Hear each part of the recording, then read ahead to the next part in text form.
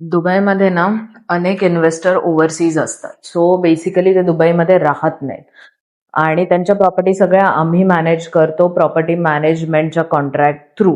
So mostly Indian clients जे इंडियात बसलेले आहेत त्यांची नेहमी कंप्लेन असतं की प्रॉपर्टी मॅनेजमेंट म्हणजे काय, सो आम्ही का पे करायचं. सो द थिंग इज, जर तुम्ही या कंट्रीमध्ये राहत नसाल, UAE मध्ये राहत नसाल, तर ह्या सगळ्या गोष्टी एक्झिक्यूट करणं खूप अवघड जातं. टेनंट तुमचा येतो जातो आणि त्याच्यानंतर बाय रूल टेनंटने प्रॉपर्टी ज्या कंडिशनमध्ये आपण त्यांना दिलेली आहे त्याच कंडिशनमध्ये रिटर्न करणं अपेक्षित असतं. सो या टेनंटने पेंटिंग वगैरे सगळं केलंय, क्लिनिंग तो अरेंज करणार आहे, but main issue is this junk.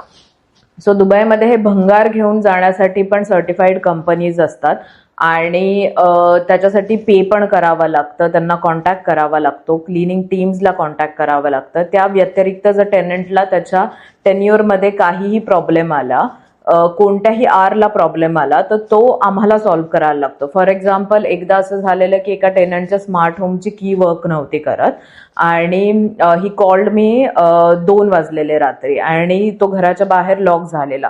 So अशा काही कंडिशनमध्ये आम्हाला इमिडिएटली रिस्पॉन्ड करावं लागतं आणि ह्या सगळ्या टीम आणि हे सगळे मॅनेजमेंट हे प्रॉपर्टी मॅनेजमेंटच्या अंडर येतं.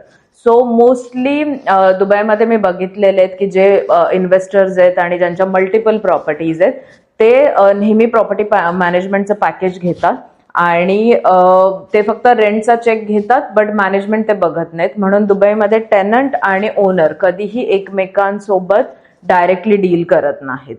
सो मला असं वाटतं की that's the easiest way, especially जर तुम्ही बिझी असाल आणि तुम्हाला प्रोडक्टिव्ह कामामध्ये तुम्हाला वेळ घालवायचा असेल तर प्रॉपर्टी मॅनेजमेंट ऑलवेज हेल्प.